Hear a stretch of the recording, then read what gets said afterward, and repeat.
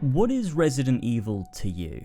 I mean it. Leave a comment now before you've even watched this video. Give me your definition of what it means to be a Resident Evil game. I want to hear it from heaps of different people to see whether I'm maybe right about something, because if I am, then I think it'll be easier to come to terms with what I may end up concluding with this video. I'm relatively new to Resident Evil, and this video is from the perspective of someone who was introduced to Resident Evil through the recent remakes. So I'm sure there'll be plenty of people in the comments saying to play all of the originals and my perspective will all be fixed, and that might be the case, and I probably will do that at some point. But a lot of people won't, and I wanted to explore while I can the perspective of someone who has only played the remakes, because a lot of people in this generation will likely only play the remakes. Not everybody wants to seek out the originals if there's a shiny new thing on new consoles. While I don't feel that way, I love discovering the originals, we are in a new era of Resident Evil, and it's relatively unique. And since I'm yet to play the original versions of these games, I'm in a position to talk about it.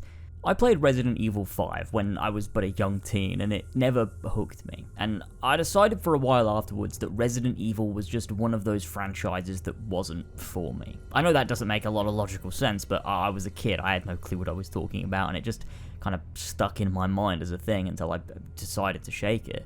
I feel it's necessary to also point out that I did play the demo for Resident Evil 7 in 2016. It didn't end up making me play the game on release. I don't even remember really what I thought of it, but I definitely had a better time than I did with Resident Evil 5. But that's all sort of unimportant, but I thought I would mention it because otherwise people would be like, well, technically you played this was your first Resident Evil and you mentioned this at one, but just don't worry about that. The thing that got me though was the release of a little game called Resident Evil 2.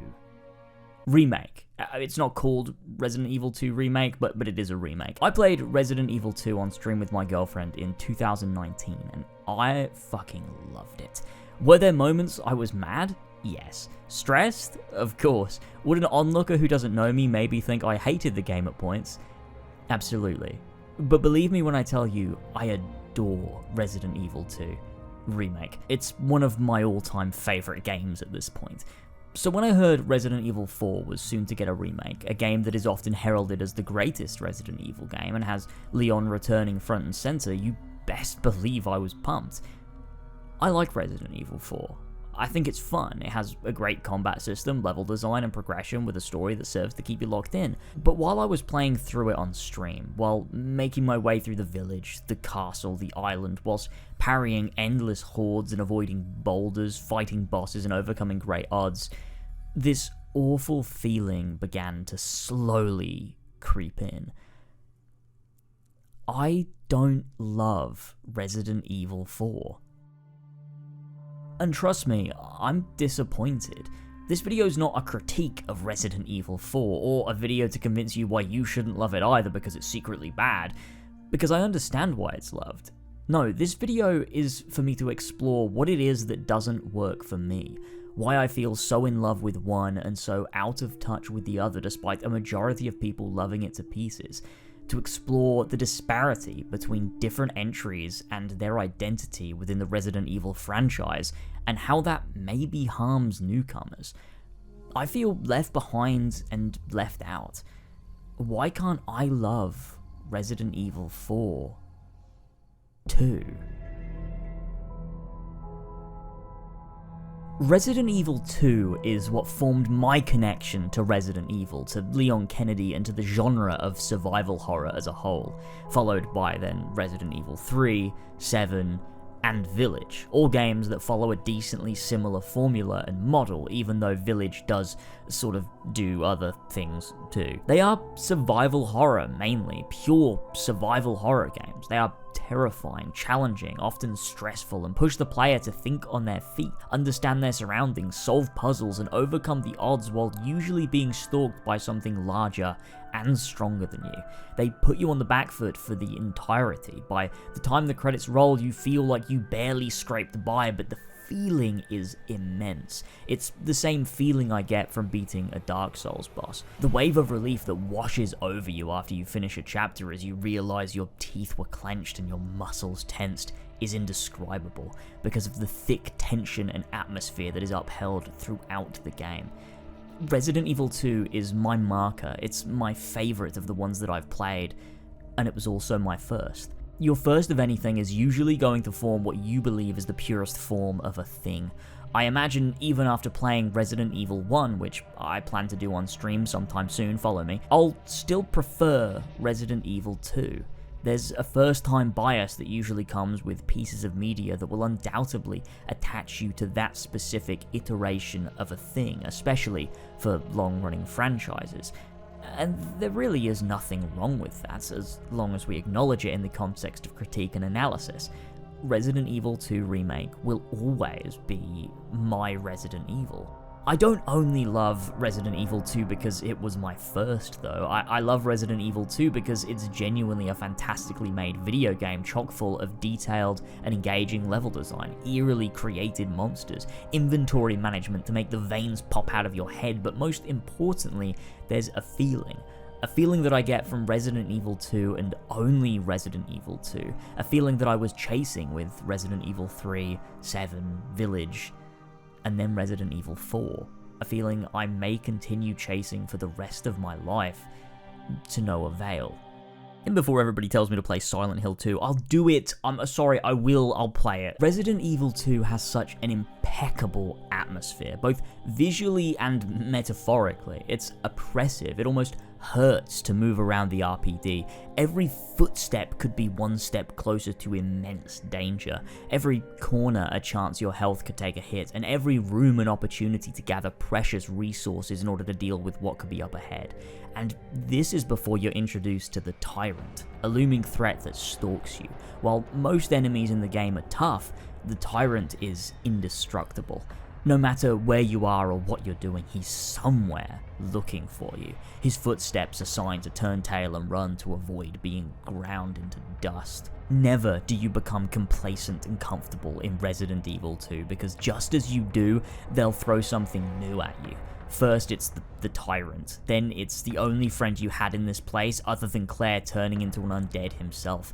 Then it's the introduction of the Lickers to stop you from moving around as easily as you could before. Even in the main hall, an area you always felt safe in, it becomes dark and eerie as you reach the 4th floor to get to the clock tower. The game never lets you feel safe for long. Even once you get out of the RPD, once you team up with Ada and are walking the streets, the levity you feel as a reward for completing the first area doesn't last. Once you head into Gun Shop Kendo, you're reminded of the state of the city. A man having to put down his little girl. All these zombies we've been killing were people once, with full and nuanced lives. Lives Leon swore to protect when he took up his badge. The darkness and atmosphere never lets up, never lets your mind at ease. The lab too is unsettlingly calm, a different attempt to creep you out. It's not the same approach as in the RPD or the sewers, it's clean and sterile.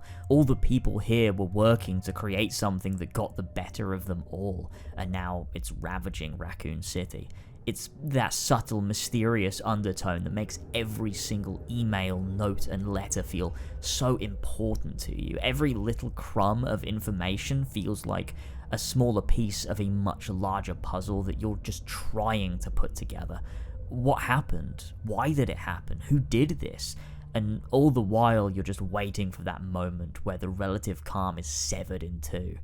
Even when the game does lean itself a bit more into action, it's always supplementary to the tension. It's a way to give you a moment's reprieve from the horror while being stressful in a wholly new way. Whether it's the giant reptile in the sewers you have to scramble away from, or the monster in the lab that has you narrowly avoid its claws, or the constant return of the Tyrant, always shadowing you, never far away. The game refuses to ever make you feel in control, and every time you do feel like you've gained footing, it saps it from you as fast as it can. The only time it allows you to feel powerful is for 30 seconds at the very end of the game. One rocket for the Tyrant to finally take him down, then one for a group that emerges from the door that you're escaping through. But there's always the lingering countdown of the lab self-destruction, continuing to remind you not to get complacent. Resident Evil 2 has you on the back foot for the entire game. You never feel powerful, you always feel weak and helpless, but never hopeless. It's a tightrope walk balancing those feelings. No matter how poor of a position I was in, no matter how little ammo I had, or how much of a threat was up ahead, I always felt that I could claw my way back. And that's what Resident Evil 2 is. It's the act of clawing back whatever you can from a situation that says, fuck you, figure it out. Every upgrade matters, every bullet matters, every knife, every grenade, every herb, and rationing all of it is essential to survival. Feeling overwhelmed and under-equipped, but pushing on anyway. That feeling is one that I hate, but one that is immeasurably fulfilling to overcome. That is what Resident Evil is to me, and it's embodied never better than in Resident Evil 2. But, you see, my next game wasn't Resident Evil 4. If it were, maybe it wouldn't have felt as strange to me. I can't know, but it's possible. My next Resident Evil game was Resident Evil 3, a game I didn't love as much as 2. It's much shorter, feels a tad more shallow, and honestly feels more like a small DLC for Resident Evil 2 than a full-fledged sequel. I don't know how well that all applies to the original version, but it certainly does for the remake. However, Resident Evil 3, because of its nature, does follow the same conventions as Resident Evil 2. To an extent, with the player on the back foot trying to survive, navigate, resource manage, puzzle solve, all whilst under the looming threat of Nemesis. Maybe not as scary as the Tyrant, but it does the job. Resident Evil 3 solidified in my mind this formula established by Resident Evil 2. But it didn't end there. Resident Evil 7, to my knowledge, was a return to roots. Sorry, there's nothing funny about that. Resident Evil 7 acted as a return to the fundamentals of the survival horror genre, to reinvigorate what was a tired franchise with the life of what made it a success to begin with.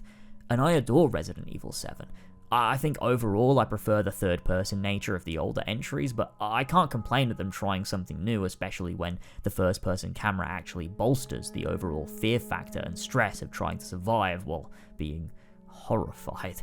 Resident Evil 7 has the intricate levels, the puzzle solving, the inventory and resource management, doors that need 3 special keys to progress, so you better go off and find them, bucko, and the incredible catharsis that comes from completing an area of the game, with a story that I genuinely found to be grounding and intriguing in equal measure.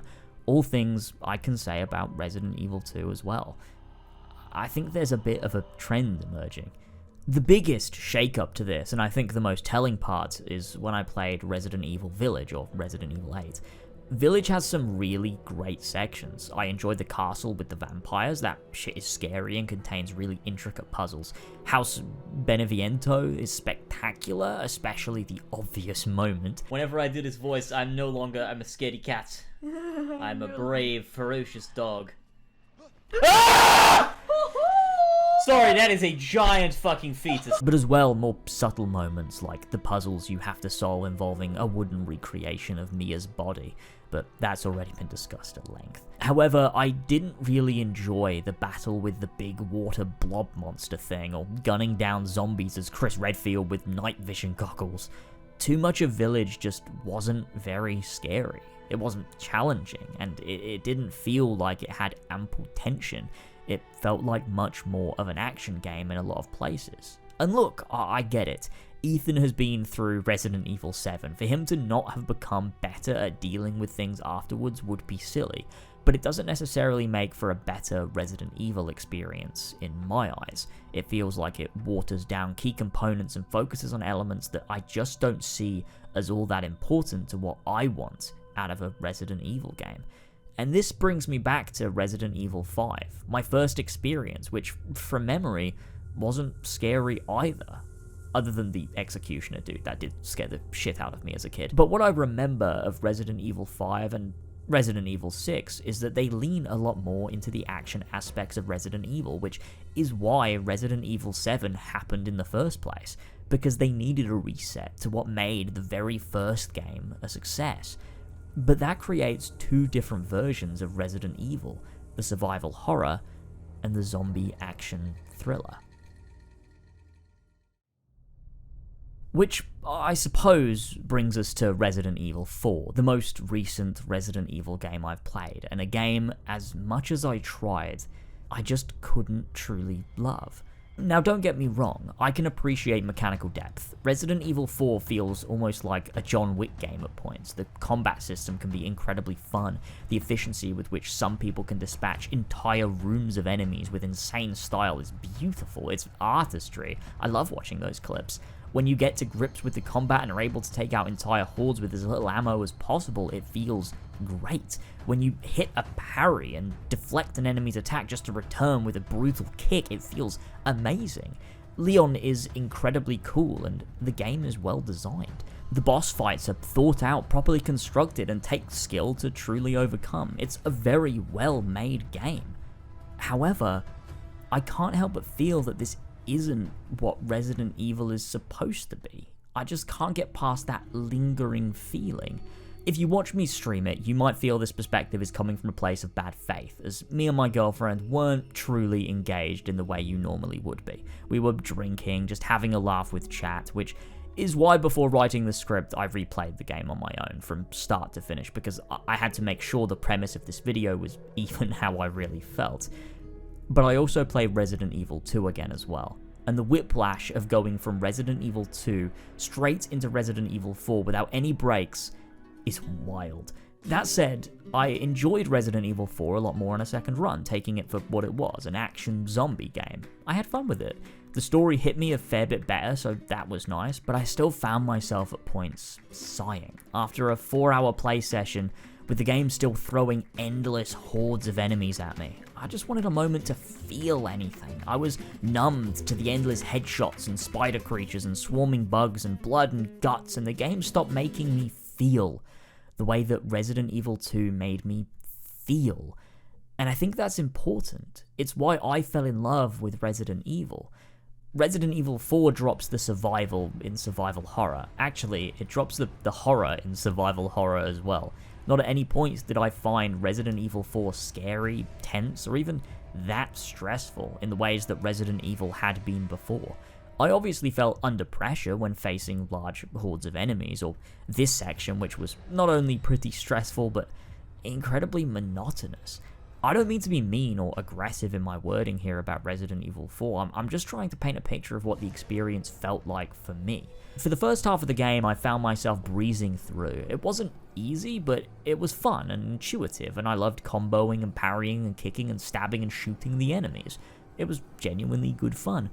But after a few hours, that novelty began to wear off, and slowly but surely, I simply found the combat loop to be unrewarding and kind of tedious, with there being little to truly break up these combat encounters. No real downtime for creeping horror, no in-depth puzzles to solve or areas to figure out the layout of, no big bad looming over your playthrough. It was a quick walk to every mission marker, and every mission marker was more than likely more enemies to fight or a very, very easy puzzle to solve, which isn't really a puzzle because the solution is usually the only thing you can actually do in that room. It feels a lot like Lego Star Wars in that regard. I felt like the game didn't want me to use my brain or to really engage. Outside of seeing how efficiently I could take down a mob of gamers, my brain was switched off, and I felt myself feeling so confused. How is this everyone's favorite Resident Evil when it removes both components of what a survival horror is in favor of being a pretty linear and, while mechanically deep,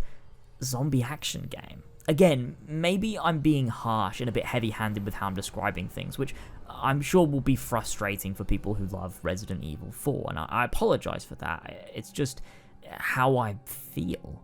That said, there are moments where it's almost the Resident Evil that I love.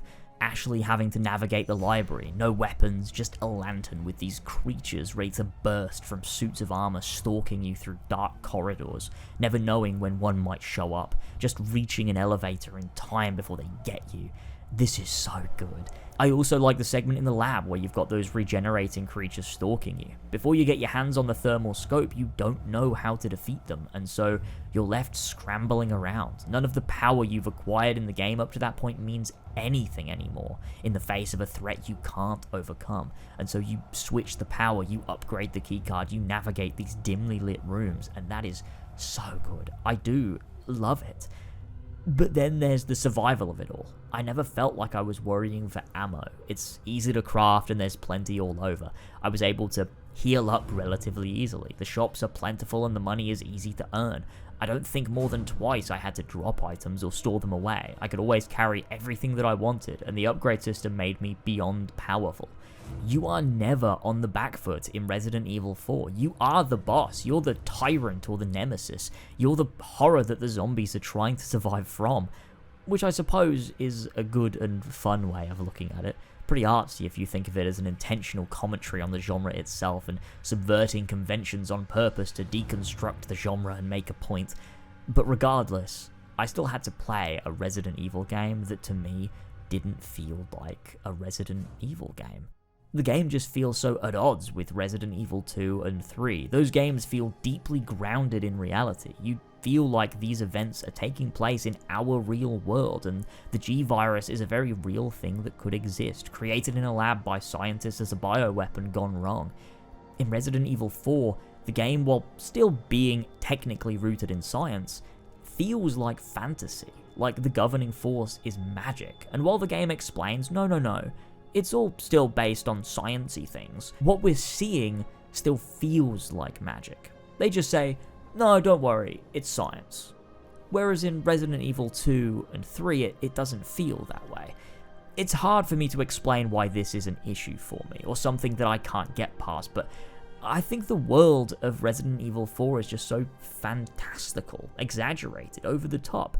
This is just sort of how the world works now. Leon can just backflip off a wall or dive 10 feet through the air. There's a random bloke that upgrades your guns and sells you things and buys antiques from you or asks for obscure tasks to be completed around the map. Why does this guy want me to kill 3 rats?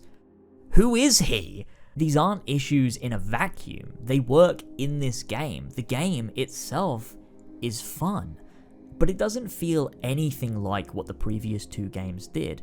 And those are the games that I fell in love with. If I had to use an analogy for how it feels, it would be like if Dark Souls 4 came out, and you jumped in, but it played like Sekiro. Sekiro's a great game. I'm yet to play it, but I've heard it's a great game. But that's not what you want from a Dark Souls 4, right? And I think that's my point here, because I'm sure people will say, dude, it's just an authentic remake. And yeah, sure, I'm not mad at that. I'm not even really mad at all. But I am confused about what Capcom wants from these remakes. Because while they're authentic, they don't feel consistent. If someone jumped in with Resident Evil 2 and then played Resident Evil 3 and then 4, they're gonna be like, wait, what is this? Why did the games change? Why am I doing these insane dramatic boss fights? Why am I parrying axes out of the air with a knife? What happened? Just like I did.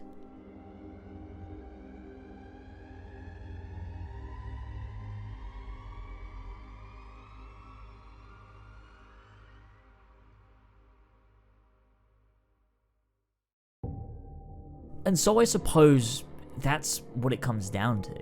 I don't feel that Resident Evil 4 represents the things I personally loved about Resident Evil. Is it a well put together and polished video game? Yeah, of course it is. Maybe some sections are a bit poorly paced at times, but it's still a very well-made game that's competent, looks great, sounds great, and has a combat system that allows the player to be expressive and creative and allows for tons of replayability, and that's really cool. But that's not what Resident Evil means to me, which I suppose is the core reason why I just can't seem to love Resident Evil 4. To me, Resident Evil is all about surviving, about the horror, about tension, about feeling weak yet overcoming those odds nonetheless. And Resident Evil 4 wasn't really about that at all. What's most confusing though is how it's so revered, Because if any other franchise did away with its core fundamentals like this, you'd think fans would hate it, decry it as not my Resident Evil, but this is where I have to assume the originals do not play by the same rules as the remakes. How it seems to me, and we'll find out as I intend to play the originals at some point, is that Resident Evil 1 through 4 all have bits of survival horror and bits of silliness, action, and over-the-top dramatics. The remakes, though, hone in on one very specific trait in the individual games. Horror was the most memorable part of Resident Evil 2, escaping from Mr. X, navigating the RPD, and prowling the lab for clues. Resident Evil 4, though, is most well remembered for the quips, for the cheese, for the action sequences. And while the originals possibly balanced this all better, the remakes decide to almost make it an exaggerated caricature version of the original thing.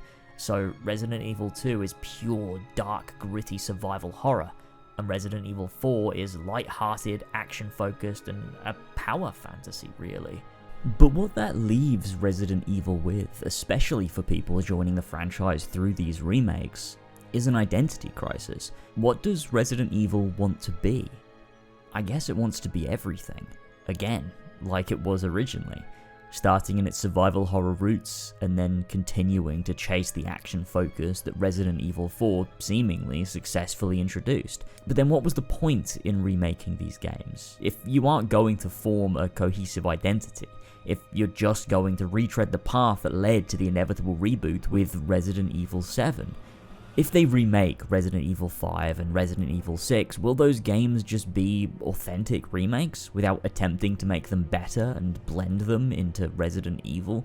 Will Resident Evil 6 still be a mediocre action game? Resident Evil 7 felt like an attempt to correct where Resident Evil went wrong, and regardless of how successful or good Resident Evil 4 is, that was the catalyst for the series to chase a different focus.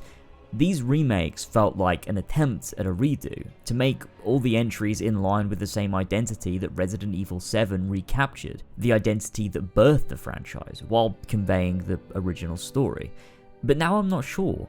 If each entry just attempts to be a recreation of the original, you're left with the exact same disparity that was born to begin with.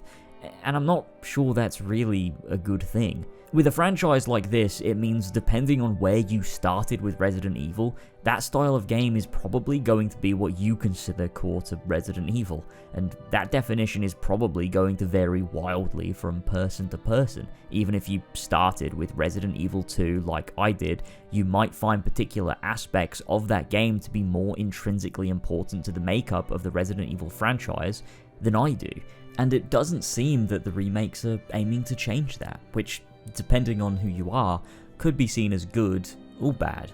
I guess I don't really have a concrete conclusion with the premise of this video until we see what they do next. It's more of just a personal feeling, which hopefully resonates with somebody out there. I like Resident Evil 4. I'll probably play it again and I'll probably have fun. But Resident Evil 2 and what that game means to me isn't present in Resident Evil 4. And that's what truly stops me from loving it.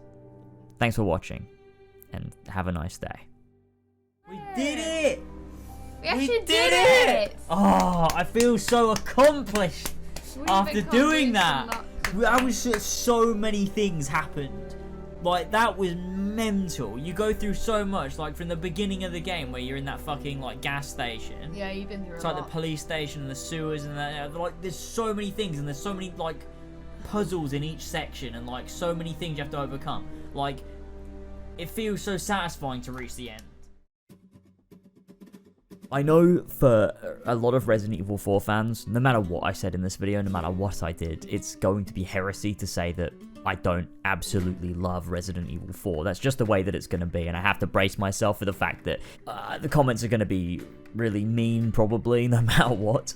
But for those that did enjoy it, for those that listened to what I had to say, that it maybe resonated with, or for those that disagree yet still understand my perspective, or, you know, respect what I had to say, thank you, I really appreciate it. I wanted to try and write something that spoke to why Resident Evil 4 just didn't reach me the same way it does for everybody else, while also being able to then raise up the things that I really do love, without just shitting all over RE4, because this isn't a situation like, you know, I did with God of War Ragnarok, where I critique the game because I genuinely don't think it's very good.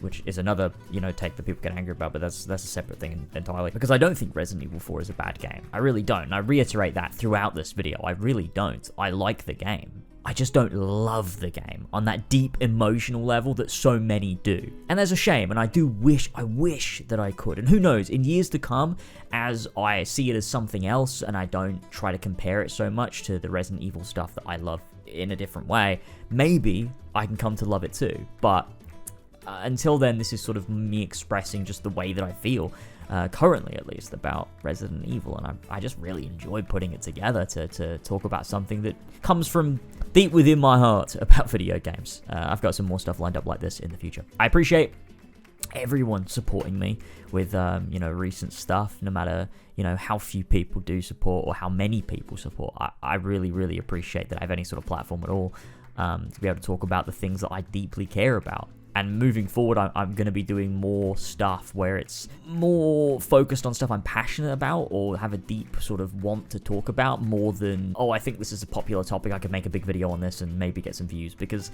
I'm sort of over that at this point. I'm into this sort of phase of doing YouTube and creating content where I really just want to make the stuff I care about. And I talk a little bit more about this on my Patreon exclusive podcast, The Jazz Lounge, where at the beginning of every episode, I update you on where I'm at, what I'm doing, my mental state, stuff like that.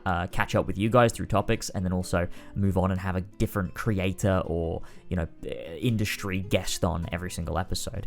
Or just someone that I feel like talking to. And that's a lot of fun. And a big thank you to everybody supporting me over on Patreon. That's the best place to support me in creating the content that I really deeply want to make. If it resonates with you and you enjoy that sort of stuff, just drop me even just $1 over there would mean the world.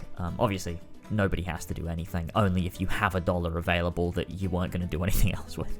Otherwise, keep it, buy yourself something nice. And of course, thank you to my Patreon producers and master assassins, as always. Cabbage, Ethan, Arenathon, Callum, Theftmas Kelly, Connoisseur Sam, Damien, the Not So Orange Gnome, Flash Paradox, Luke Pierce, and TJ. But that's it from me for this video, and I'll see you soon for some more bits and some more bobs. If you want something else similar to this, but on a completely different topic, go check out my recent Bolt video. I have no idea how that video is going to perform. As of recording this, I haven't even put it out yet, but it's one that I loved making and sort of was on a topic or premise that I just felt like I had a lot to say, and I love that film, and I had so much to talk about with it, and it just all came together in a way that I really love that video. So any love you can give to it and any support, I deeply appreciate. But if not, I'll see you next time when I put out some more video gaming content. I have some more things in the works, and I'm really excited about it. So thank you all so much, and I'll see you all next time for another video. Catch you later, everybody. Bye-bye.